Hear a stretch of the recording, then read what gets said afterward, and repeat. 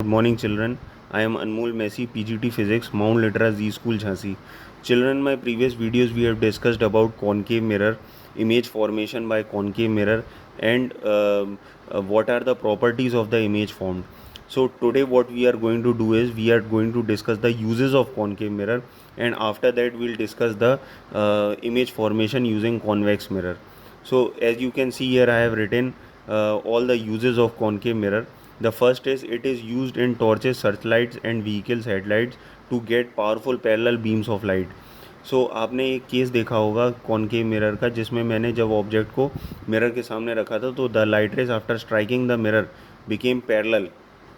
सो कई बार हम लोग इस केस को यूज़ करते हैं in torch, vehicle headlights and search lights etcetera, जहाँ पर हमें ज़्यादा लाइट चाहिए होती है एक ही जगह पर उसको ज़्यादा फोकस करने के लिए.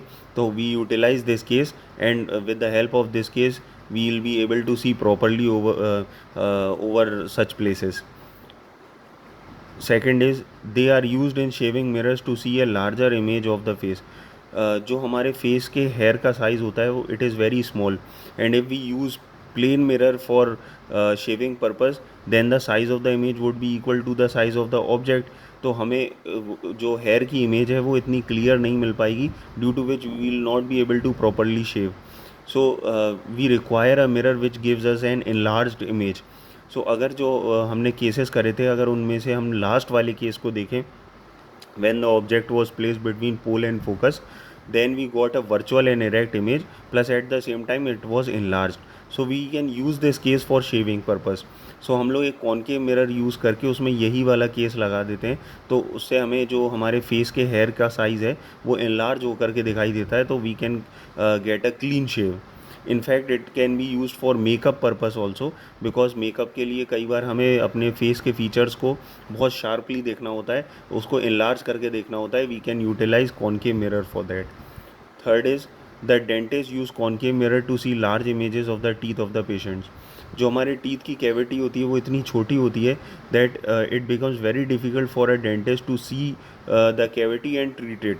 सो they use concave mirror, and concave mirror की मदद से वो उसको enlarge करके प्रॉपरली देख सकते हैं, तो वो उसको प्रॉपर ट्रीटमेंट दे सकते हैं. और इसके लिए again they will use the last case, that is when the object is placed between pole and focus, you will get an enlarged image plus virtual and erect.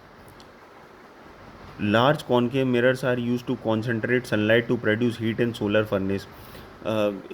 जब आप छोटे होंगे आपने कभी भी इस तरह के छोटे छोटे गेम तो खेले ही होंगे कि आप एक मैग्नीफाइंग ग्लास लेकर के एक पेपर के ऊपर सनलाइट को फोकस करते थे तो वहाँ आग लग जाती थी. मैग्नीफाइंग ग्लास में हम लोग हालांकि लेंस यूज़ करते हैं, लेकिन we can use this case in mirrors also. So एक कॉनकेव मिरर लेकर के हम लोग अगर सारी की सारी लाइट को एक ही जगह पर फोकस कर दें तो हम वहाँ पर बहुत सारी हीट प्रोड्यूस कर सकते हैं.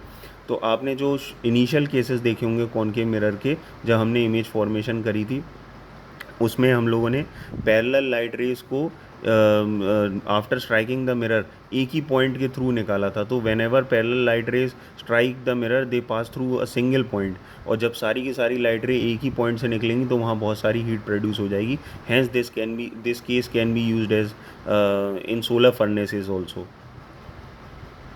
Now we are going to discuss the image formation using convex mirror.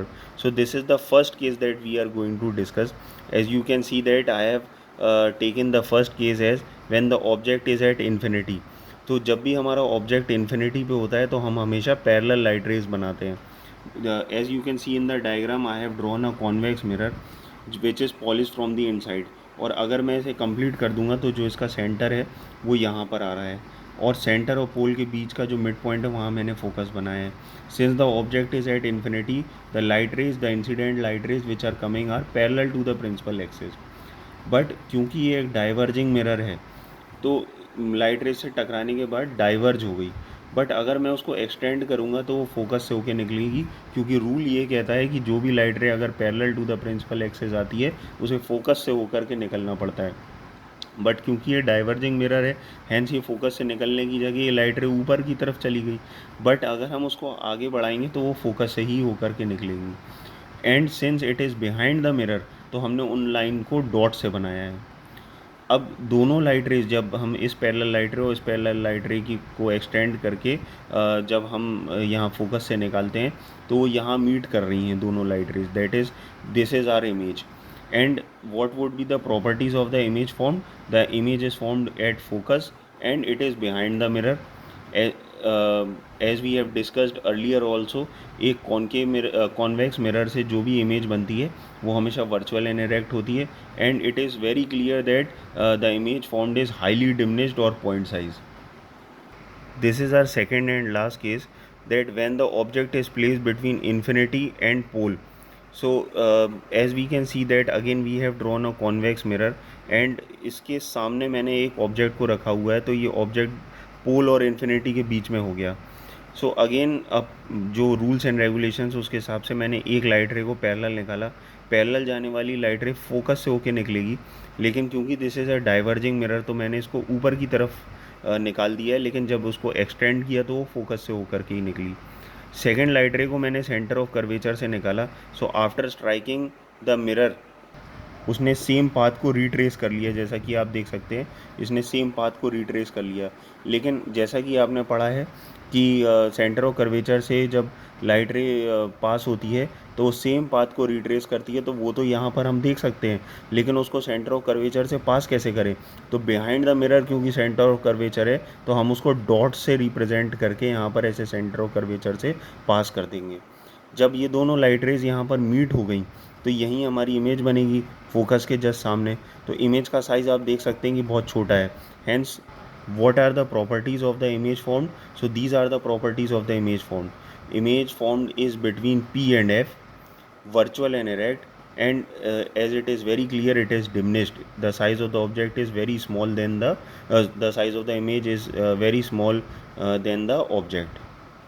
Finally we are going to discuss the uses of convex mirror. So the first use is they are used as rear view mirrors in vehicles. सो जैसा कि आपने देखा कि convex mirror से हमेशा जो image बनती है इट इज़ वेरी स्मॉल. सो अगर एक व्हीकल में हम साइड मिरर्स में या रेयर व्यू मिरर्स में अगर हम प्लेन मिरर लगा देंगे तो the size of the object और size of the image same होगा. तो इतने छोटे मिरर के अंदर अगर पीछे से कोई ट्रक आ रहा होगा तो उसकी इमेज फिट नहीं होगी. Hence we require a mirror which would concise the image of the object, यानी कि ऑब्जेक्ट जो बड़ा ऑब्जेक्ट है उसकी साइज़ को उसकी इमेज के साइज़ को छोटा करके मिरर के अंदर फिट कर सके. सो ये काम सिर्फ कॉन्वेक्स मिरर के साथ ही किया जा सकता है, so that we can get a proper view behind the vehicle, और हम लोग पीछे जितनी भी गाड़ी आ रही हैं उसको क्लियरली सारी गाड़ियों को देख सकें. तो उसके लिए हमें इमेज को छोटा करना पड़ेगा. That is we will require a convex mirror for that. And second is it is used in super market. Same reason है उसके पीछे भी. आपने देखा होगा कि सुपर मार्केट्स के ऊपर ये मिरर लगा दिया जाता है तो उससे पूरे मार्केट का एक कंसाइज इमेज उस मिरर में दिखाई देने लगती है. तो जो सर्विलेंस करते हैं जो लोग या जो मार्केट का ओनर है वो ईज़िली, या जो एम्प्लॉयज़ हैं वो ईज़िली ऊपर मिरर के अंदर देख करके किस जगह पर कहाँ कोई कस्टमर है और कहीं कोई इलीगल एक्टिविटी तो नहीं हो रही है, कहीं कोई कुछ सामान को मतलब उठा के तो नहीं ले जा रहा है, उन सारी चीज़ों को वो लोग एक ही मिरर में देख करके पूरे सुपरमार्केट को मॉनिटर ईज़िली कर सकते हैं.